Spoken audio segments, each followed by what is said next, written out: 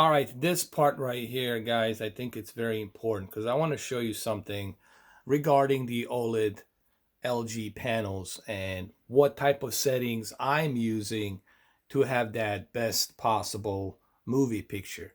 Okay, so let me show you what I do for my movie settings on the OLED and what type of settings I'm using here. Currently, what you're looking at, it's the Martian, the Martian movie that you're seeing here. So let's get right on to this. Let's do it. Let's go to my settings right here really quick. Before we get to my settings, really important, this is the really important part, because remember, the whole point of me having the OLED or going back to the OLED, it's to give you some health tips on the organic light emitting panel. As I like to call it, an emissive panel. That's what it is. It's emitting every and each pixel by itself. Go to the OLED panel settings. On the settings, scroll all the way down here to the OLED panel settings. Click on it. Pixel refresher, this is something that you can use if there's a retention on the screen. If you happen to see any kind of retention that might show up after a while, you watching this OLED TV for, let's say, a couple of months, and you've been extensively watching it, I think this right here, it's a perfect way for you to start once. This will help you get the clearest possible picture. This process will take about an hour to complete, but it should help reduce that retention that was there on the screen. But you only do this once after a while, after you have that retention on the screen, and then you do that. Let's go back. Screen shift, this is something that I leave on at all times, because what the screen shift does, it actually prevent any panel noise that might be there. So leave this on.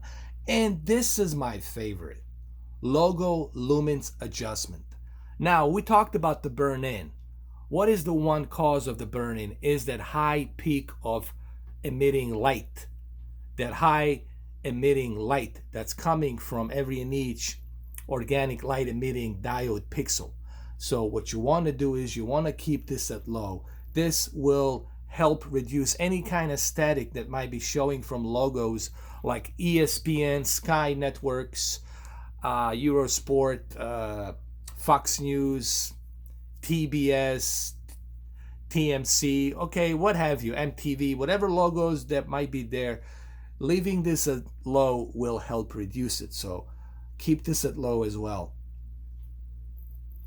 Now let's go to my settings, my movie HDR settings. As you all know, I keep my OLED light at 70. You remember, you have to have that OLED light low. Don't keep that OLED light at 100. This is one of the biggest mistakes that people make and that they made in the past. I would even say leave it at 63, honestly. Leave it at 63, but 70, it's fine. Trust me, 70, it's fine. Contrast, you want to keep the contrast at maximum, because you do want to take advantage of that HDR, okay? And you want to keep the brightness at 50. You never touch the brightness because this is OLED, okay? You're fine at 50.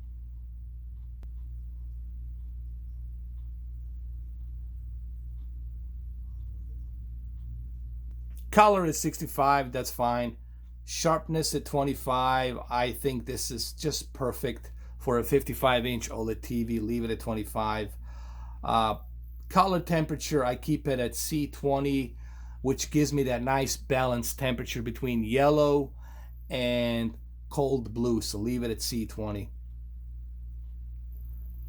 Advanced controls, this is the important part. Before this video ends, because I'm running out of seconds and minutes here, keep the dynamic contrast at medium, leave the dynamic tone mapping on, leave the dynamic color at medium, leave the color gamut at wide, super resolution, keep it at low, and that's pretty much it. So this is just what I'm using currently right now. This might change, but I think this is really gonna help you out, give you some idea on what you should use on your settings. Hopefully this video helps. Thank you guys for watching. Appreciate it.